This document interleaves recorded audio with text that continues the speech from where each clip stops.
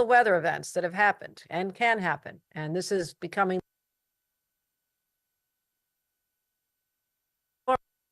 here.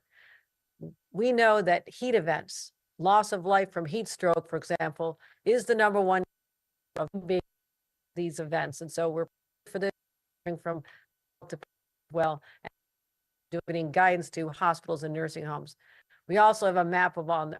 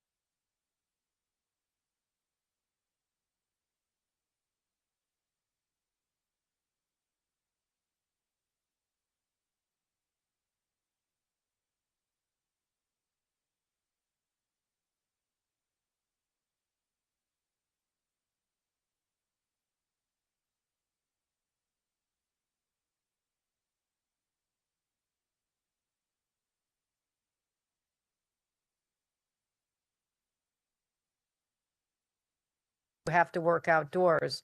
And I encourage private employers to make similar accommodations. And here's the fun one. We're opening our pools and beaches a little bit early. Tomorrow is a federal holiday in observance of Juneteenth, so everyone will be home. Take your kids to the state parks and the beaches and have a good chance to cool off in refreshing water. And so families have a safe place to cool off and beat the heat. Only swim, though, if there's a lifeguard on duty, and take precautions in the water. Now, a couple of safety tips before I turn it over to the team. I cannot emphasize enough that extreme heat can be deadly. New Yorkers need to know how to stay safe. Dr. McDonald will share some of his tips on how to spot heat stroke, how to avoid it in the first place. But stay indoors, stay with your air conditioning. If you don't have AC, go to a library, a government building, or a cooling center near you. Go to our website and find a cooling center. Make a plan so you're ready no matter what happens. If you have to be outdoors, stay heavily hydrated. Drink water all day long. Avoid caffeine and alcohol as well, which can be dehydrating. So let's remember, we look out for each other. That's what New Yorkers do. Not just our own families, but your neighbors, the elderly, medically vulnerable individuals that may live near you. And of course, our pets look to us for their own survival during conditions like this. So make sure that they are safe. Do not leave them in a hot car. That can be devastating. So take care of our kids, elderly, pets, everything we love. And also, I want to thank our healthcare workers and emergency responders whenever you see them. They're going to be out there. They don't take days off just because it's hot out. So if you see them, they'll be uncomfortable, but hopefully they'll be getting through this with the support of our entire community, a grateful community. And the worst should be over by Saturday. Stay safe, stay hydrated, and stay cool. Now with that, let me turn it over to Commissioner Bray for an update on what to anticipate. Commissioner Bray. Thank you, ma'am. Appreciate that. As the governor said, we're expecting 4 days of extreme heat. I just want to run through a little bit region specific. The worst heat will be in a bit of a triangle. If you think of Albany down to Ithaca over to Rochester, feels like temps 103 to 107 today. Albany and Plattsburgh themselves feels like temps at 100 today. The Plattsburgh temp, while the temperature we have seen before, no one at the Weather Service can remember a feels like temp on our Canadian border of 100, which they will see for some time this week. For New York City and Long Island, the heat will be worse later in the week. So Thursday, Friday, the heat shifts south and east. While the next couple days will be no joke for them, Thursday and Friday will be particularly concerning for New York City and Long Island. But over the next 4 days, everywhere across the state feels like temps over the mid 90s. Today is the hottest, but the worst heat risks will be felt in New York on Wednesday and Thursday. And as the governor said, this is really a new normal for us. And so we need to be good and get good about dealing with heat. So I want to add a little bit of detail here. Heat risk is cumulative, which means that one very hot day, which these regions have seen several times, becomes less of an issue both for our energy grid and for human health than several very hot days. And 4 very hot days is really at this level is really something we don't see in these cities. So think about heat risk, think about the cumulative nature, number one. Number two, early season heat is more dangerous than late season heat. We are actually good at acclimatizing. We are good at getting used to the heat, but this is very early to have this level of heat in the state, and that will make it more dangerous. And number three, there will be no real nighttime relief. Nighttime temps will stay up in the 70s, 75 or higher, and that means that our bodies won't have the chance to get that relief, cool down, and it will make it a more dangerous event. As the governor says, we are prepared. I want to give some people helpful links and helpful phone numbers. 211 statewide and 311 where it is available will have the addresses and the locations of cooling centers across the state. So if you need help, if you need to get to air conditioning, those are 2 great numbers, 211, 311. You can sign up for alerts at alert.ny.gov to get real-time information right on your phone. You can find cooling centers at health.ny.gov/cooling centers. You can find air quality information at airnow.gov. And you can find the maps that we're using, the heat risk, which is actually new this year to the East Coast, at wcp.ncep.noaa.gov/heat risk. And all of those links are on our website. Thank you. Thank you, Commissioner Bray. And now we'll hear from Rory Christian, the Chair and CEO of the Public Service Commission, about steps that his agency has been taking. Thank you, Governor, and thank you, Jackie, for the overview. So we at the Department of Public Service have been tracking electric system conditions and overseeing utility response to any situations that may arise as a result of this week's excessive heat. Again, we're in direct contact with utility leaders and are ensuring that they're taking the necessary steps to prepare their systems and have their 5,500 staff on hand to address any issues that arise. I assure you all that right now the system is stable and planned maintenance deferred until the conclusion of the event.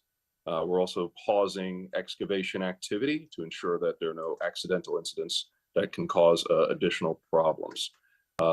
Now, as pointed out earlier, what's unique about this event is the timing and its duration. It's happening earlier in the year at a point where we're not used to it, but the system as a whole is built to handle the worst that we can throw at it. But again, the longer the situation lasts, the more extreme the stress on the system, the more likely there will be damage to the system. And again, the combination of high energy use and high temperature will place stresses on the system that can cause isolated damage and outages. We know through working with the New York ISO, we have ample generation available to meet our needs, but these isolated outages will need to be addressed if they occur. And again, this is part of our work with the utilities, have the equipment and the processes in place to address any issues as they arise. We're taking a number of preemptive steps in working with the utilities. Again, in addition to having the crews and the equipment to deal with any that arise, we're also taking preemptive steps to do voltage reduction in certain areas where needed to reduce the stress on them. And we're doing active cooling of transformers, essentially spraying them down with water, putting up shading to ensure that these equipment can work in the higher than normal and higher than expected temperatures. Now, in terms of what we can all do, again, using less energy will go a long way towards us weathering this particular event. Close drapes, windows, and doors to try to keep the solar heat from building up in your home. This can keep you cool, keep you comfortable. To the degree you can keep your temperature as comfortable as possible, try to keep your air conditioner set point in the mid to high 70s. Was particularly given the length and duration, is critically important. Also, to the degree you can, seal any openings in your windows or any gaps around the air conditioner to minimize the loss of cooling. You want to cool your home, not the outside environment. So these are just a few of many steps that you can take. Information is available online. And if you don't have an air conditioner in your home, there are a number of cooling centers available throughout the state, as Commissioner Bray pointed out. Dial 211 for that information throughout the state, and in New York City, dial 311. Again, we're taking this particular event very seriously. It's unique in that it's happening earlier in the year, and advance can go a long way towards minimizing any potential impacts. Thank you all. Thank you, Chairman Christian, for the update on how we're managing what we anticipate to be higher than usual pressure on our energy grid, but also what we can do personally as individuals in terms of if you're not home at your apartment, why would you leave the air conditioning on all day if there's no pets at home? So doing your laundry late at night, early in the morning, turning on the dishwasher late at night, early in the morning, all of us can be cognizant. These are actually good practices all the time, but particularly now when there'll be additional pressure by high use of air conditioning from companies and individuals during this heat wave over this week, so we can make sure that we have the resiliency and the energy generation that we need to get through this. So thank you and your agency for all the great work they're doing.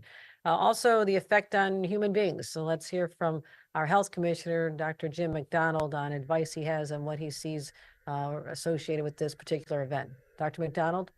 Yeah, thank you, Governor Hochul. You know, as the state's doctor, I think it's important we talk a little bit about how do I prevent heat stroke? You know, and I think all of us at some point in our life have had the adverse effects of, most of us have had heat cramps. You overdid it one day, right? A lot of sweating, felt a little nauseous, you had heat cramps. You went inside, cool environment, drank some water, and you felt better. And that's important. But if we're not catching it, we might move into something called heat exhaustion. Heat exhaustion means sweating, headache, nausea, even vomiting. This is really important to get that person into the environment and sip water, gradually recover. What we really heat stroke, which can be a medical emergency. When someone has heat stroke, they're even over 105. That person might be confused or even lose consciousness.